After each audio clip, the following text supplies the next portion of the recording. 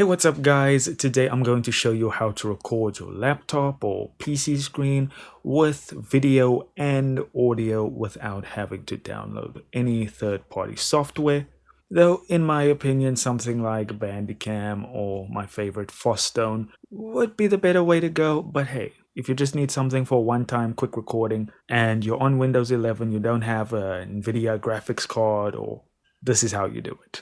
So what you want to do is go to the taskbar at the bottom here and head over to search, and you want to type in snipping tool or just type snip, it should pop up.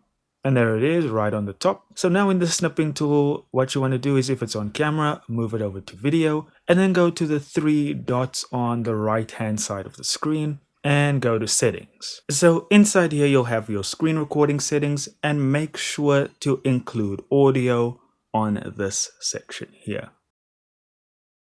Accidentally closed it. And once you've done that, you can press Windows logo key plus Shift plus R to start recording.